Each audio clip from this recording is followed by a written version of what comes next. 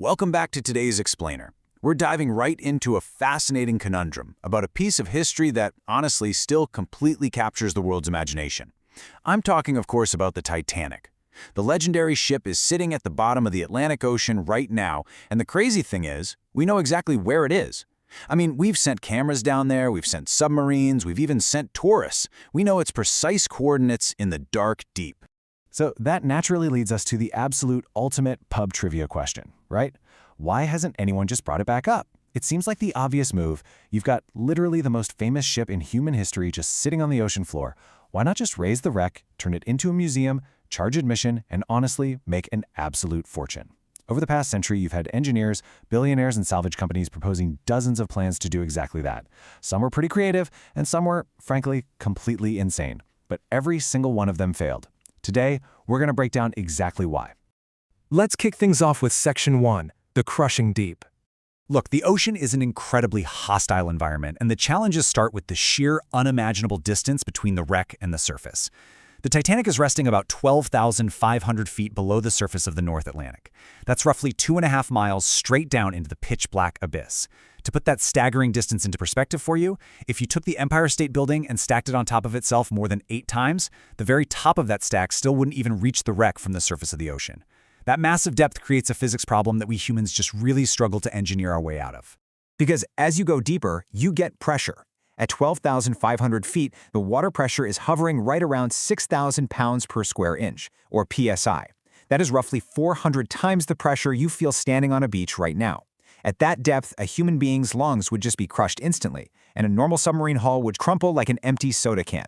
The sheer weight of the entire ocean above is just relentlessly pressing down on everything below it. And we actually saw a tragic, real-world example of just how deadly this instantaneous force can be.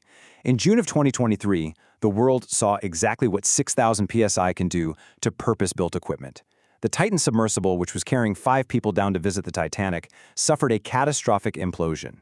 Its carbon fiber hull collapsed in a fraction of a second. The force was so extreme that the entire vessel was just reduced to fragments scattered across the ocean floor.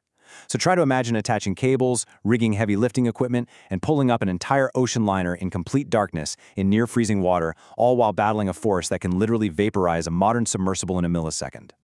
Moving right along to Section 2, too heavy, too fragile.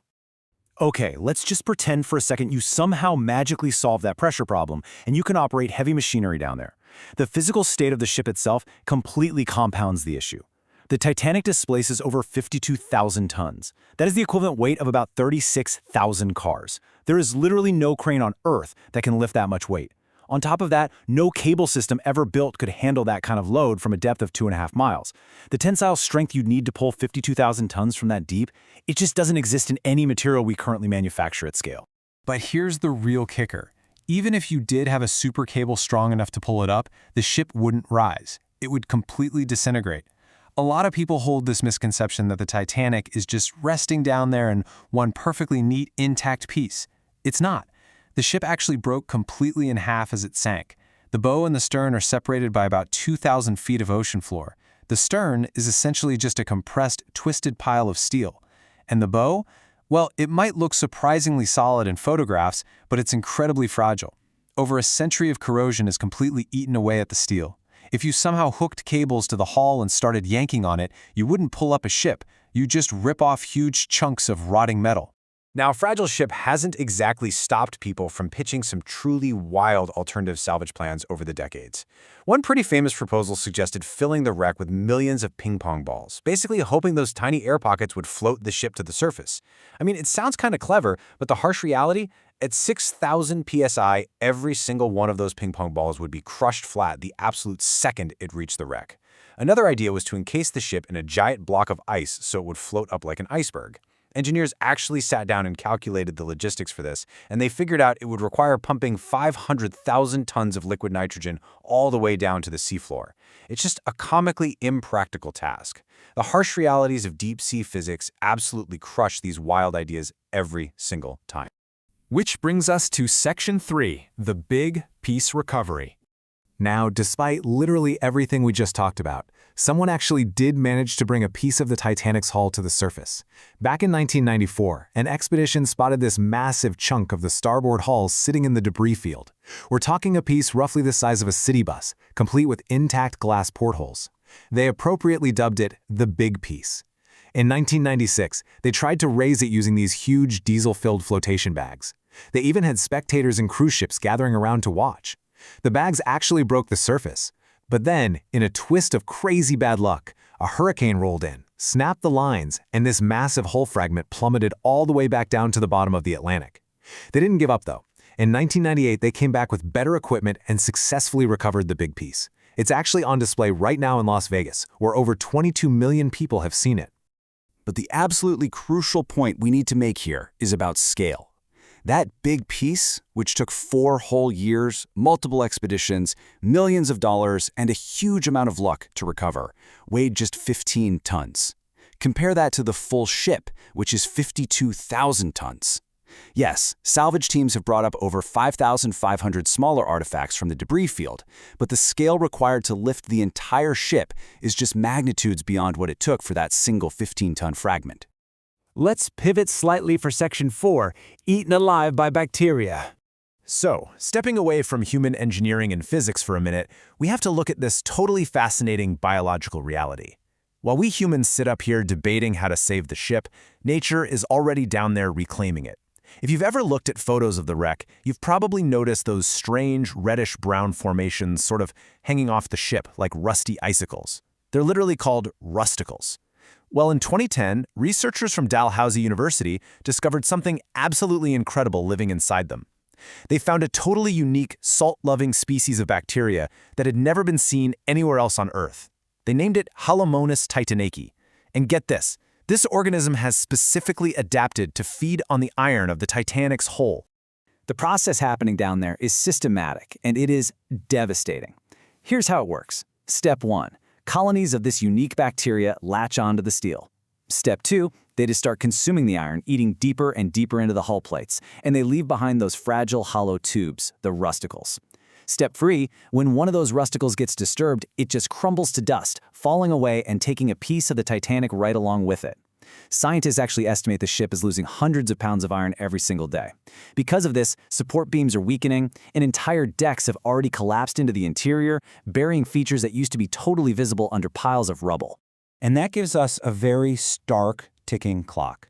At this current rate of decay, some researchers honestly believe the Titanic could be completely gone within just 20 to 30 years. Others might give it a century, but the end result is exactly the same. The ship is disappearing. It is literally being eaten alive, and there is absolutely nothing anyone can do to stop it.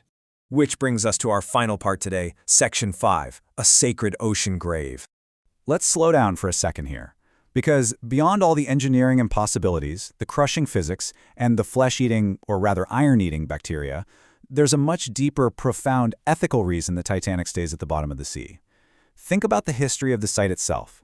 On April 15, 1912, over 1,500 people perished in those waters, and most of their bodies were never recovered. When Dr. Robert Ballard finally discovered the wreck in 1985, his initial excitement very quickly gave way to a deeply sobering reality. He and his crew actually held a moment of silence over the dark water. Today, the international community treats that site with the exact same respect as a cemetery.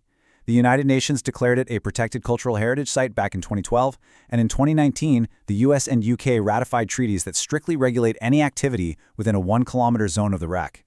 And the reason for all this protection becomes chillingly clear when you actually look at the ocean floor. The bodies themselves are gone. Over a century in the deep ocean, cold water and marine organisms have consumed them entirely. But interestingly, leather contains chemicals that sea creatures avoid. So, scattered across that massive debris field, sitting totally undisturbed on the sediment, exactly where those passengers fell, are pairs of shoes. You'll literally see a mother's shoes sitting right next to her daughter's. It is a haunting, highly physical reminder of the human beings who were lost in the dark that night. Because we have to remember, behind every single pair of those shoes was a life, a family, a story. That ship is the resting place for workers who saved up for months just for a third-class fare and families who sold literally everything they owned for a ticket to America. It's a resting place of people like Manuel Uricartu, a Mexican lawyer who sent his mother a postcard of the beautiful ship the very day he boarded, promising to visit her the second he got home. She never saw him again. Tangled in all that corroding steel are the very last traces of people who never made it home. So, that leaves us with a final thought to chew on today. We haven't raised a Titanic because we physically can't. The physics, the crushing pressure, the rapid decay, they all make it completely impossible. But, on a deeper level, maybe we haven't raised it because we just shouldn't. The ocean is slowly taking the Titanic back, piece by piece. In a few decades, there might be nothing left down there but a faint impression on the seafloor. For the 1,500 people who went down with it, is the quiet deep the most fitting end? Not a museum, not a tourist attraction, just the quiet deep and time doing what time does. Thanks for joining me on today's Explainer. Keep learning, and I'll see you all next time.